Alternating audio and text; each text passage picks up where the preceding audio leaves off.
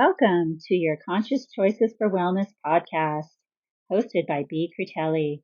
This is a space for everyone to learn anything and everything related to healthy healing, including naturopathic medicine, music, dance, yoga, meditation, eco-fashion, mothering, and organic lifestyle choices. Topics for expanding universal consciousness.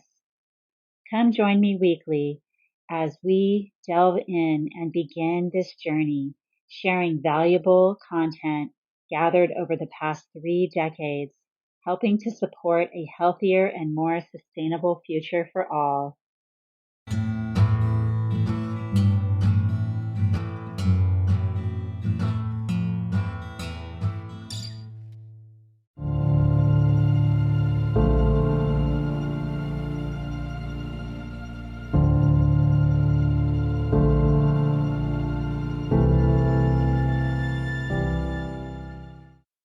Hello and welcome, everybody. Today, we are going to be talking about 4 key daily habits that we can all practice to help support a healthy planet for our future generations and for yourselves.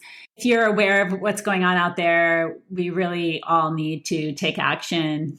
There is some serious stuff happening out in the world. So we're going to talk about things that we can do today to make a change in the world. And I'm so very excited to have my daughter, my older daughter here with me, Faith, and she is visiting for a few days and going to be leaving to South America, which she's super excited about because she's traveled all over the world, but she has yet to go to South America, and she's leaving next week. And I have her here just until tomorrow, and she is excited to be here and do this podcast with me, and she knows a lot on the subject. So a little bit about Faith.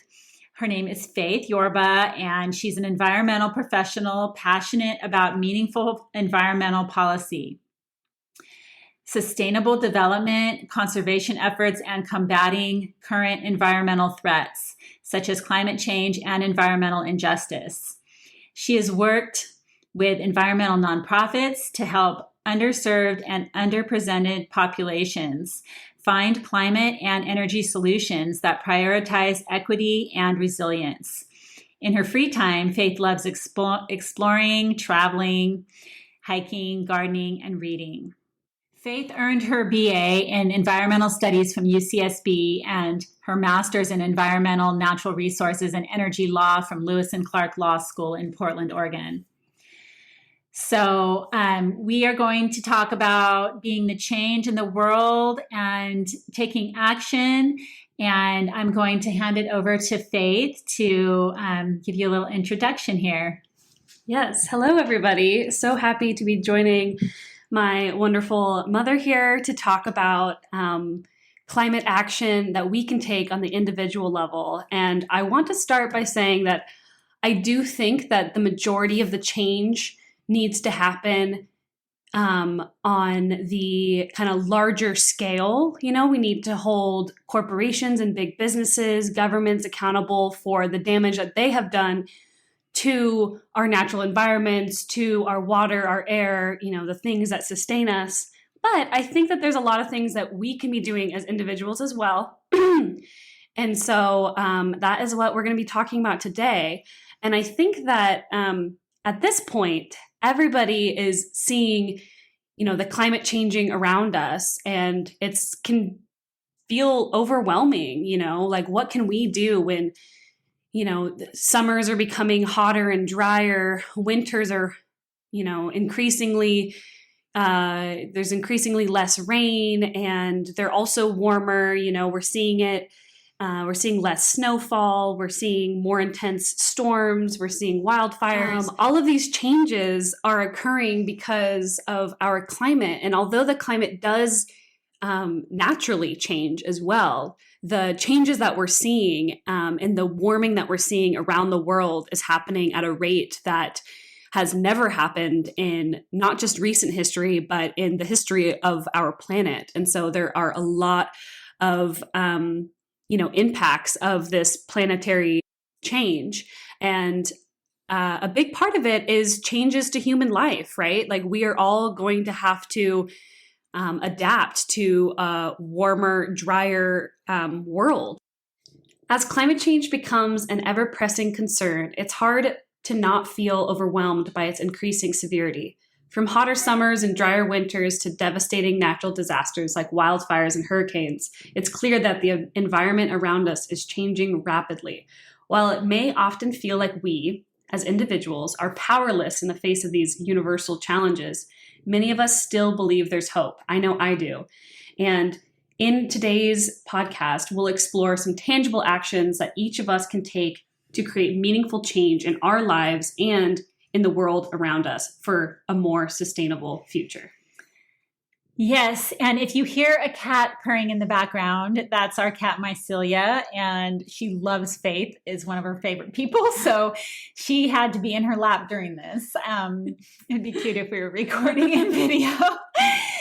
So the first principle, we're saying principles, but I don't know, some words kind of bug me sometimes. So daily change. We can say the daily change. Let's just call it the daily change. So the first daily change is mindful consumerism, choosing wisely how we consume.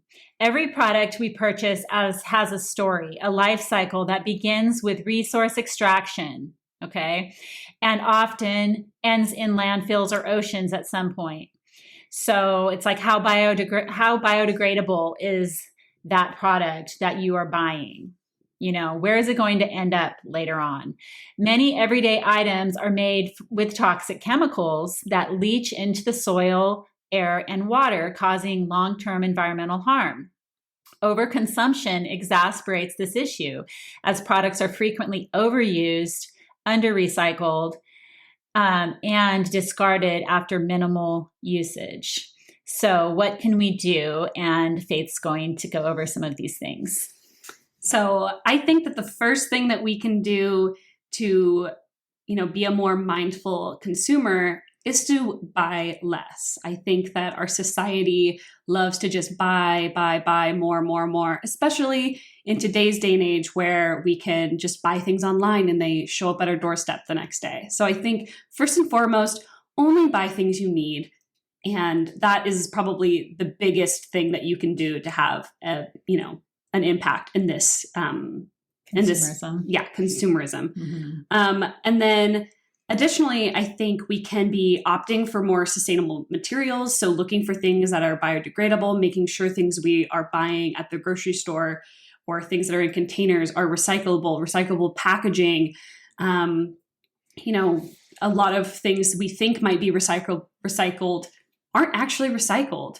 A lot of plastics aren't recycled. It really just depends on where you live. And so there's a lot of information and a lot of research we can be doing to ensure that we know what can be recycled in our communities. So it's really different. I have been living in Portland, Oregon the last 3.5 years, and Portland recycles a lot more than what was recycled when I was living in Santa Barbara, California. So it's really just important to do your research and know what can actually be recycled, and then try to only purchase things that aren't going to go straight to the landfill or wind up in our oceans. And so that is a really important one. Because, it's just sad because this really should all be all over mainstream media.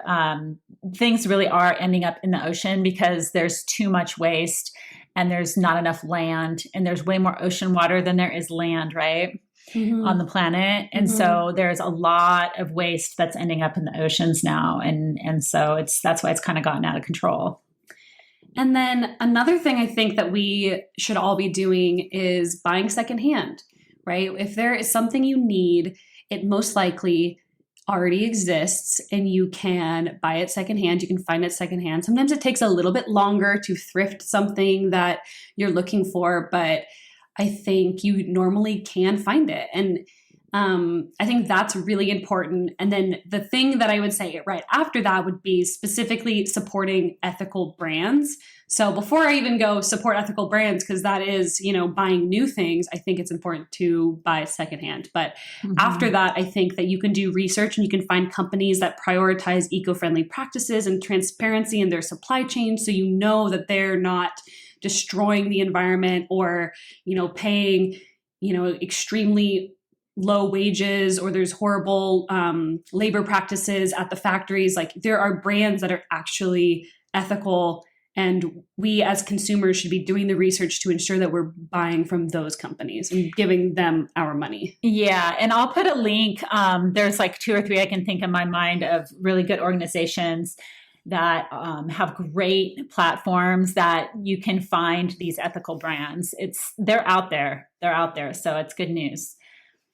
And then the last thing I want to touch on, because I already touched a little bit on recycling though, is reusing and repurposing. There are so many things that we buy that can be used in another way instead of thrown into the landfill, thrown into the trash. And that goes to, textiles like clothing waste. It goes to, jars and containers, that things that we purchase come in.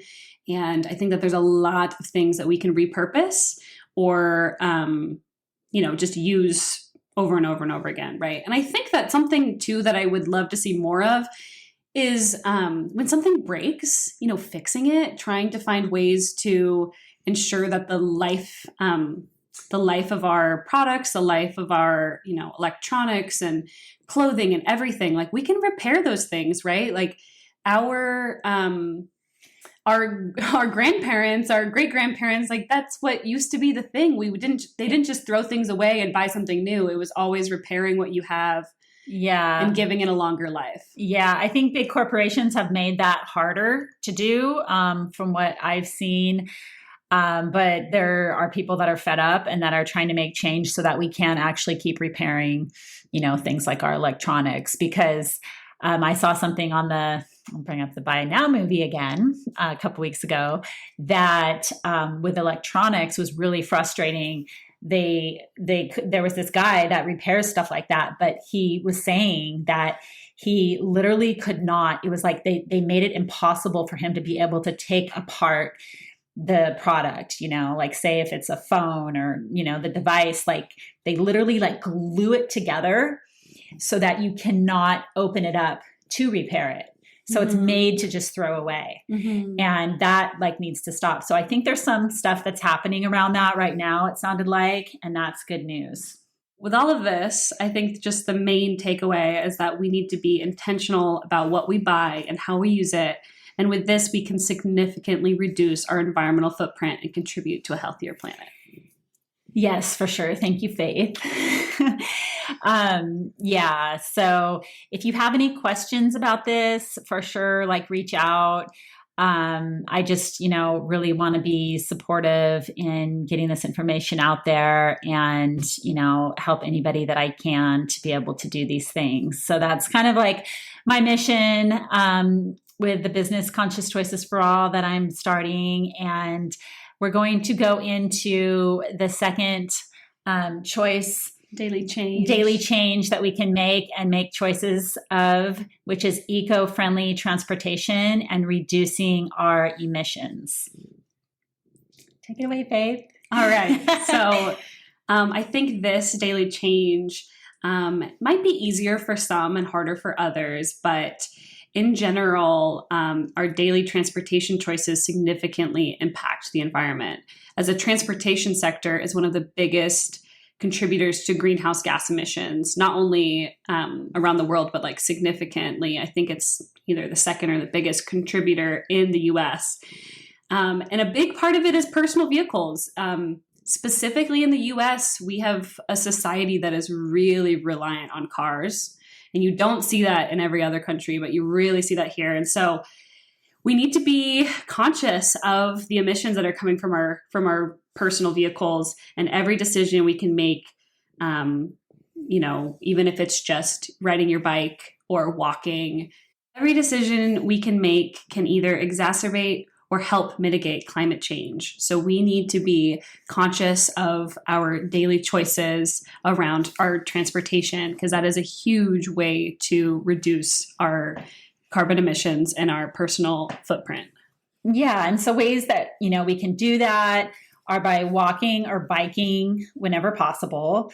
And there's lots of e-bike, I'll let you chime in on that because Faith, knows about the e-bikes and that's getting more popular. And, they're way more sustainable forms of transportation. And also that also offer health benefits, right? When we do this, embracing public transit. If you're somewhere in a city, using buses, trains, and subways will reduce individual vehicles on the road, leading to fewer emissions per passenger. Carpool or ride share. Sharing rides with others reduces the number of vehicles on the road and cuts down on emissions. Consider the electric or hybrid vehicles. That's, obviously reducing fewer emissions than traditional gasoline powered cars. Working remotely helps this, adopting flexible schedules and reducing the number of commuters on the road, advocating for better infrastructure, so supporting policies and initiatives that support bike lanes, pedestrian-friendly streets, and expanded public transit systems. This is an ongoing policy, within our government that you'll see, that you can vote for and advocate for. Yeah. So by making, thoughtful transportation choices, we can reduce our carbon footprints and move toward a future of cleaner air and healthier communities. Yeah. And I just wanted to say a few things on that, and that there are right now, more than ever, a lot of incentives that exist at the local and state, maybe even federal levels around not only electric vehicles, but electric bikes as well. And I think it's important to do research around that, because it does differ depending on where you live, but you can get a rebate for 1/3 to half the cost of an electric bike. And those are amazing. They can get you anywhere. It's fun. You're outside, you're biking. It's great. But as you mentioned, Mom, there is definitely a lot that is also going on to improve bike lanes and increase bike lanes, increase those areas where, bikers feel safe and can commute to work. And then there's also a lot of incentives out there for electric vehicles. And who knows if it's going to continue being like this with the change of administration happening. But the Biden administration created a federal, I don't know if they created it or if they just continued a program that existed, but I know that as of now, there is a federal program that exists for electric vehicle incentives for both new and used electric vehicles. And then there's also state programs that exist, and you can stack those programs together and oftentimes get up to 50% off of a electric vehicle. And those same incentives do not exist for regular traditional gasoline powered vehicles. So, it definitely can make your vehicle more affordable than buying a gasoline car. And on the bright side, on top of that, you are not paying for gasoline after that. And so, and in many places, electricity is way more cost effective than gasoline. So you save money, way after you purchase your vehicle as well. So I just recommend people, do a little research around there, because you would be pleasantly surprised to see that there are a lot of programs out there to support people in transitioning to more sustainable transportation methods. Yeah. I look forward to getting an electric bike someday soon. I love riding a bike, and I think the electric bikes are really awesome. So let's talk about the third daily change, which is sustainable food choices. I love this one. Eating for a healthy planet. So we're eating for the planet. And I'm a foodie. I love food. And this is a huge part of my life. And so what we eat and how our food is produced has a profound impact on the environment. Industrial agriculture contributes to deforestation, water pollution, greenhouse gas emissions, and soil degradation. It contributes to a lot more than that, but we'll just say those things right now, and I won't go off on a tangent.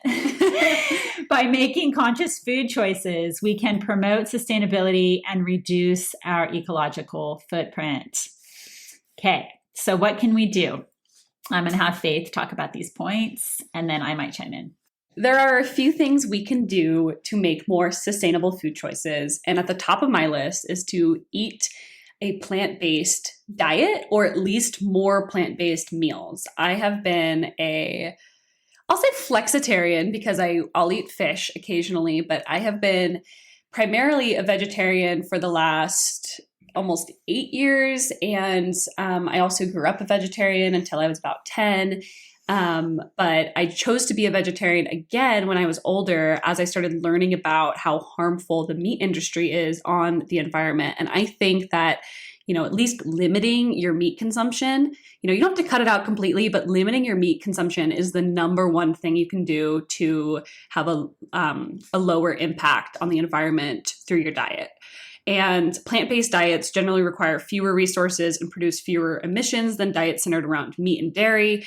And they're better for you in many ways, right? Like meat and dairy can be really hard to digest on our bodies. This specific podcast isn't, super centered around health, but we could have an entire podcast just about how, the health impacts of cutting out specifically red meat, so bad for you. So yeah, and the carbon emissions that it causes, right? Yeah. So, the animal cruelty is one thing, but it really does raise carbon emissions. The CO2 that is released, the methane gases from the mass, production of these factory farms is disgusting. And it literally, like you can't even breathe. If you go near those areas, you literally cannot breathe. That's how bad the air is.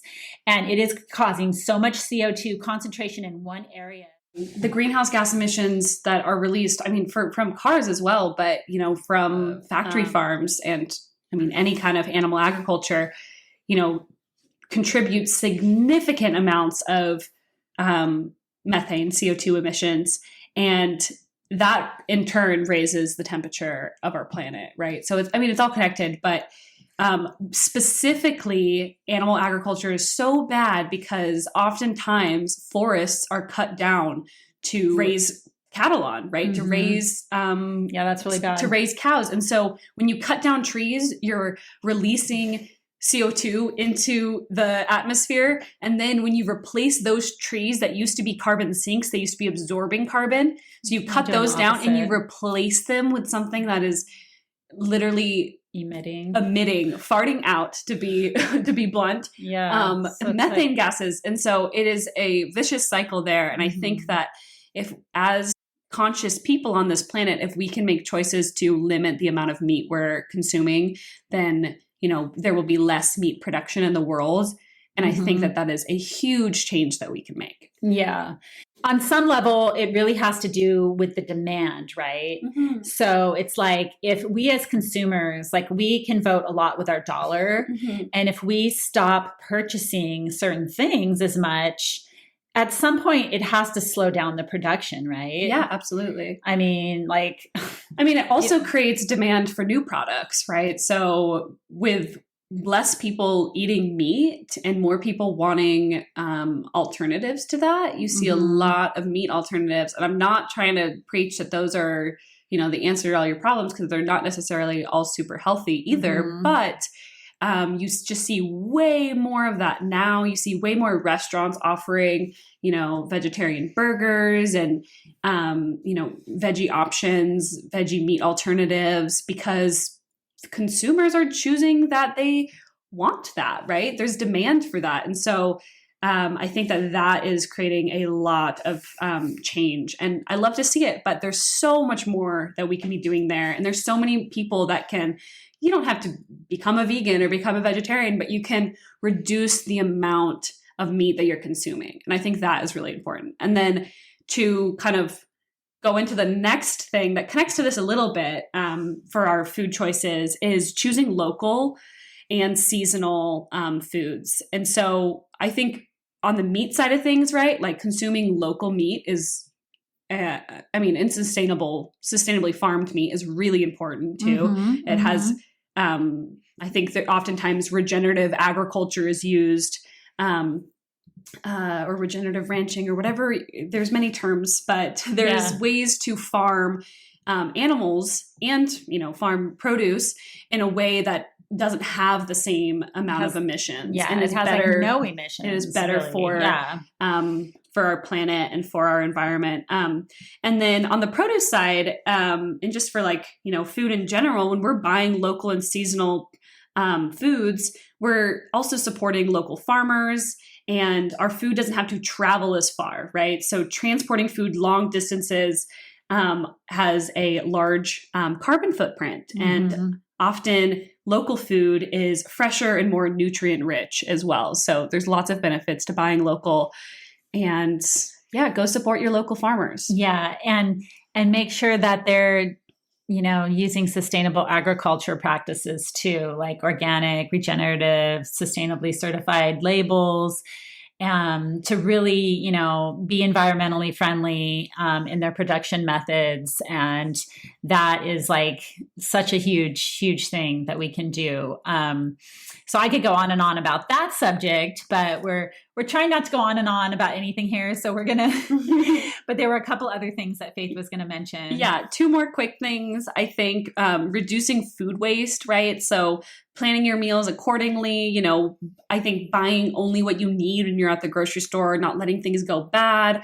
I know that we can't all go to the grocery store every day and get the freshest thing, but just making sure that we are being mindful and not just, purchasing a bunch of food and letting it go to waste. It also, I think hand in hand with that is like, if you do have food waste, do your best to compost.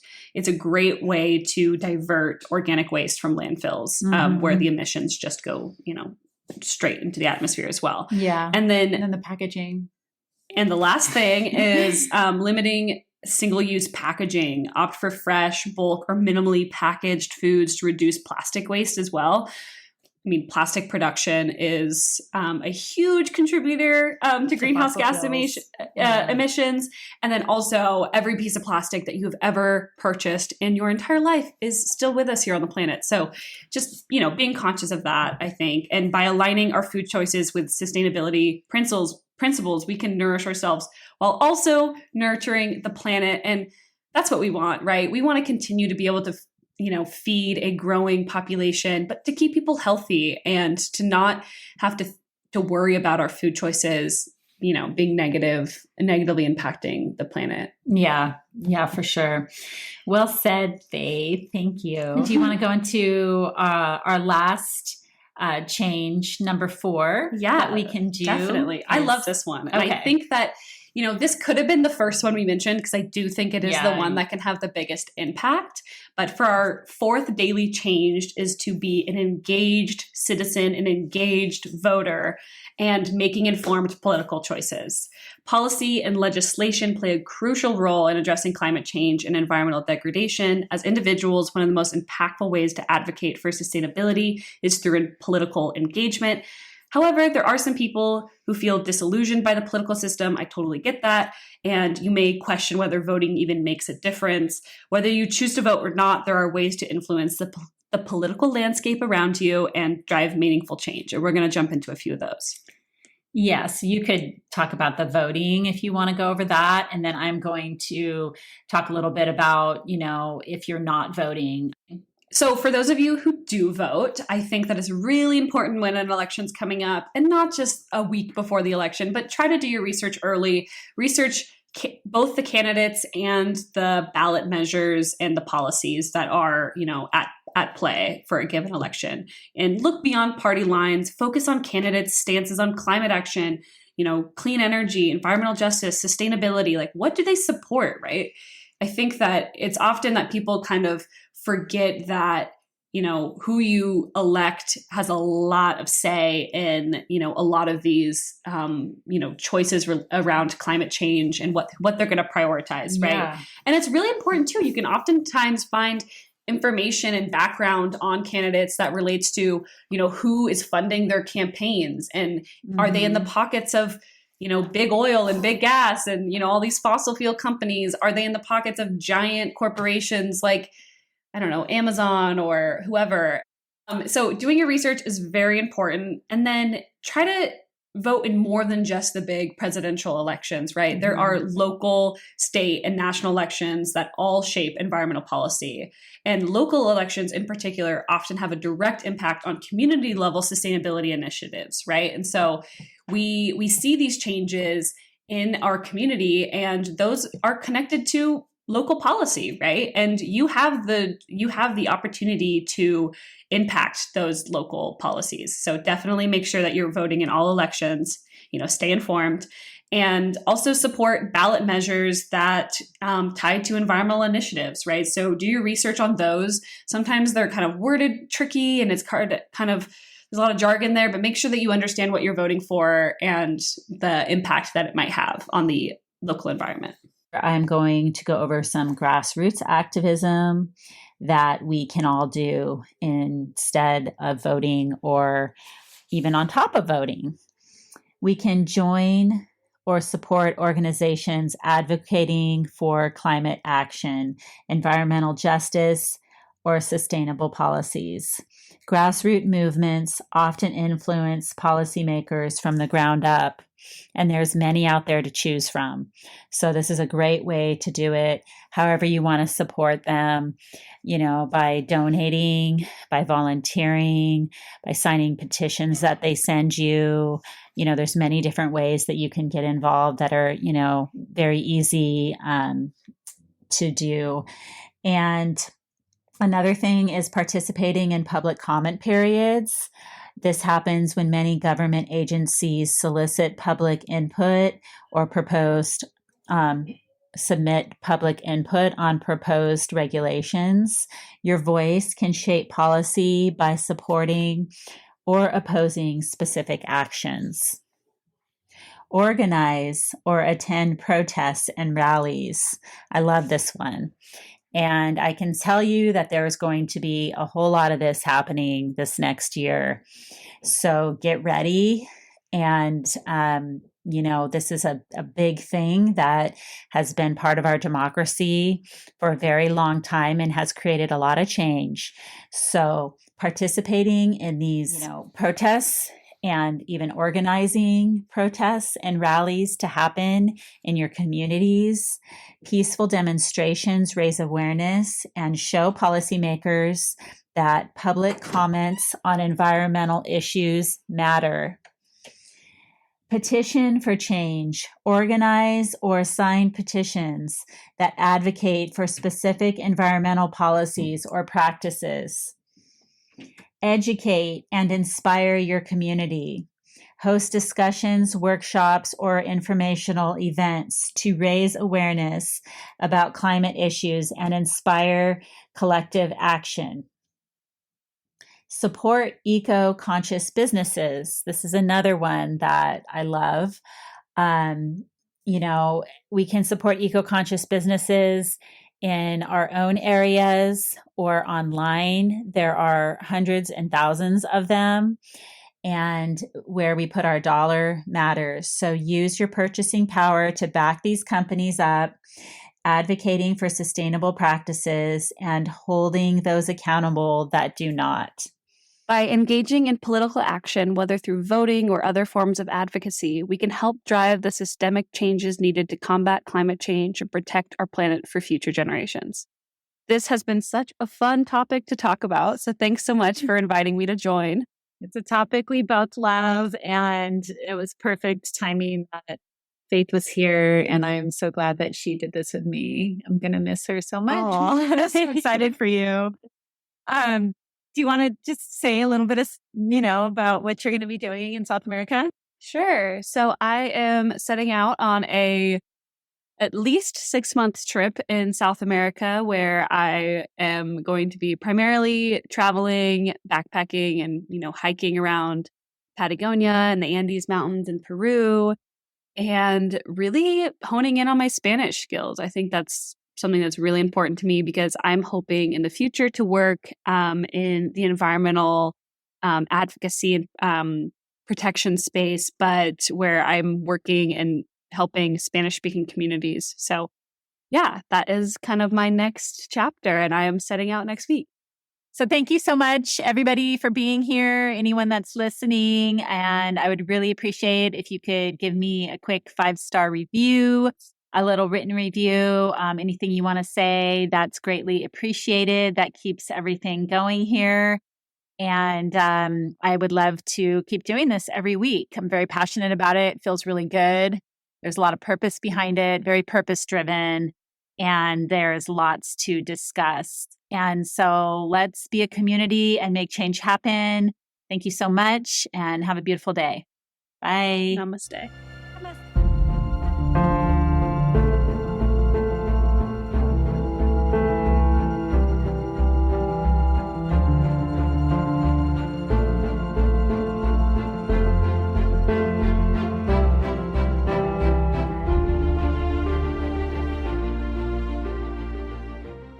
Thank you all so very much for listening today. I genuinely hope that you learned something, and I invite you to join me each week so you never miss a conscious wellness beat. This podcast holds a special place in my heart dedicated to my evolution here, my passionate mission to spread more consciousness for the much needed wellness on Earth. Come join me as a guest as well. Let's collaborate, making change for future generations.